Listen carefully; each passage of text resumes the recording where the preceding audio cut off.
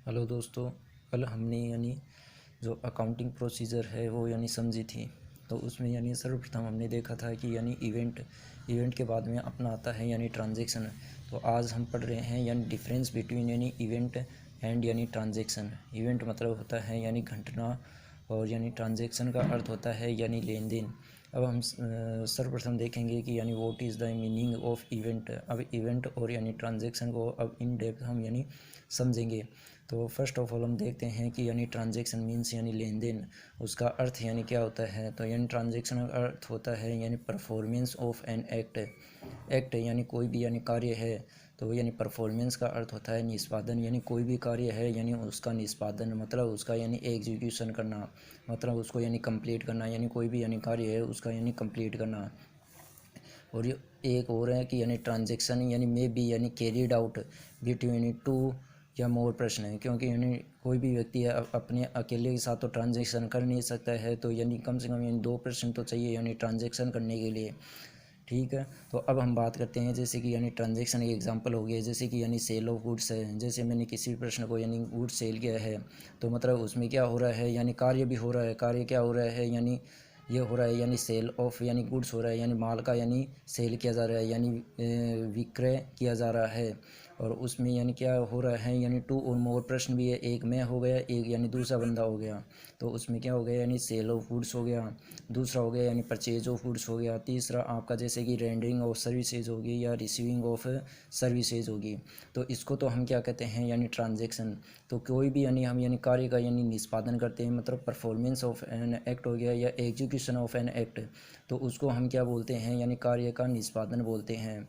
और जो भी ट्रांजैक्शन किया जाता है वो किन के बीच किया जाता है, दो या दो से अधिक व्यक्तियों के बीच ही किया जाता है, क्योंकि अकेला प्रश्न अपने साथ ट्रांजैक्शन नहीं कर सकता है। उसके बाद में हम देखते हैं कि इवेंट क्या होता है। इवेंट क्या होता है, इवेंट का मतलब होता है result of an act. Result of an act का मतलब हो गया कार्य, रिजल्ट मतलब हो गया परिणाम, कार्य का परिणाम। जो भी हमने काम किया है उसका रिजल्ट क्या आया है उसको हम क्या बोलते हैं इवेंट बोलते हैं। तो अब हम इसके बारे में देखते हैं।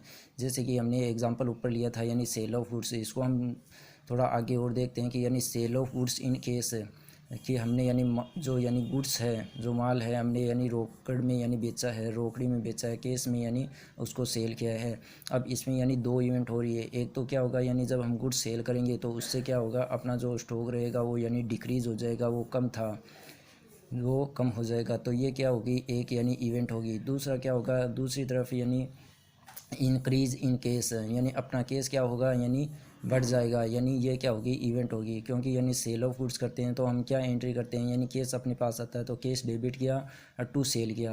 तो इसमें क्या हो गया, एक तो ये ट्रांजैक्शन हो गया, तो पहले वो तो क्या हो गया, ये ट्रांजैक्शन हो गया। अब उसका रिजल्ट ऑफ एन एक्ट जो भी कार्य था उसका निष्पादन किया, तो कार्य का जो परिणाम हुआ उसका अब हम रिजल्ट देखेंगे कि हमने चलो सेल ऑफ गुड्स किया है या परचेज ऑफ गुड्स किया है, तो उसका परिणाम क्या होता है, रिजल्ट क्या होता है। तो हमने जैसे कि सेल ऑफ गुड्स किया इन केस, तो इससे क्या हुआ, एक तो गुड्स है वो अपना क्या हुआ डिक्रीज़ हो गया, तो ये इवेंट हो गई।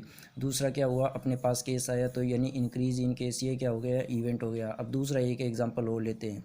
दूसरा हमने एग्जांपल लिया जैसे कि purchase of goods in case कि हम क्या कहेंगे कि हमने गुड्स है वो परचेज़ किया है, तो हम क्या करते हैं कि अपना परचेज अकाउंट डेबिट करते हैं और केस अकाउंट क्रेडिट करते हैं। ये एंट्री भी सीखेंगे हम आगे एक एक स्टेप बाय स्टेप। तो इसमें क्या हुआ, गुड्स है वो तो क्या हुआ है, अब हमारे पास गुड्स आए तो वो क्या हो गया इंक्रीज़ हुआ है, तो ये क्या हो गई इवेंट हो गई। पहले वो तो क्या हुआ, वो एक ट्रांजैक्शन हो गया, उसके बाद में उस कार्य का निष्पादन करने के बाद क्या हो गया, वो इवेंट होगी। तो गुड्स जो इंक्रीज़ हुआ है तो वो तो क्या होगी, इवेंट होगी। और केस अपना केस जा रहा है तो वो क्या होगी, एक केस जो डिक्रीज हो वो क्या होगी, इवेंट होगी। तो इसलिए इसके अनुसार हमने देखा कि difference between event and transaction. तो ये थैंक यू, धन्यवाद।